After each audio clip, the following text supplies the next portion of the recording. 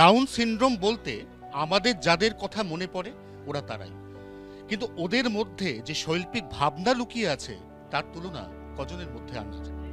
এই মুহূর্তে আমরা যে পুজো মণ্ডপে দাঁড়িয়ে রয়েছি সেটা হচ্ছে পিকনিক গার্ডেন ৩৯ পল্লী সর্বজনীন। এখানে পুজোর ব্যানারে পরিষ্কার লেখা রয়েছে আমাদের পুজো আমরাও পারি।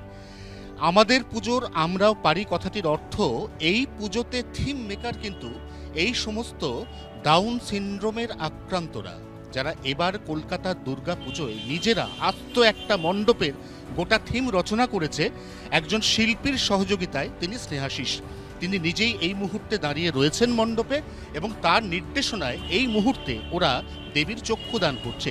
এই অবস্থায় পুজো কমিটির অন্যতম সভাপতি গৌতম দার সঙ্গে আমরা কথা বলবো। গৌতম দা, এই যে অনবদ্য ভাবনা, এই যে ওদের নিয়ে মণ্ডপের কাজ করার ভাবনা, যেটা কলকাতা শহরের মধ্যে আমরা এই প্রথমবার দেখতে পাচ্ছি, এই ভাবনাটা আপনারা আনলেন কেন? কি কি মনে হলো আপনাদের? আমাদের স্পেশাল চাইল্ডে একটা আমাদের ছিল, থিম ছিল, যেটা সাধারণ মানুষও সব কিছু করতে পারে। এদেরও তো চিন্তাভাবনা থাকতে পারে যে আমরা কেউ ডাক্তার হতে পারি, কেউ আমরা টিচার হতে পারি, কেউ শিক্ষক হতে পারি, কেউ পাইলট হতে পারি।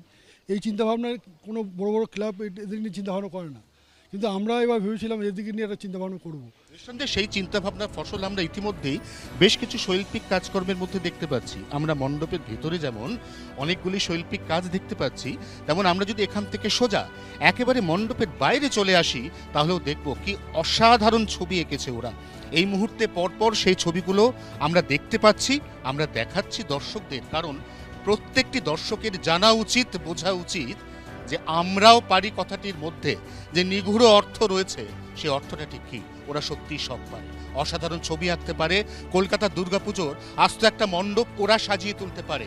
তাই ওদের অবদানকে কুর্নিশ, এবং নিঃসন্দেহে এই পুজো কমিটি যারা ওদের দিয়ে কাজ করানোর কথা ভেবেছে তাদেরকেও স্যালুট না করে উপায় নেই। জি ২৪ ঘন্টার জন্য ক্যামেরা অরিন্দমের সঙ্গে অয়ন, কলকাতা।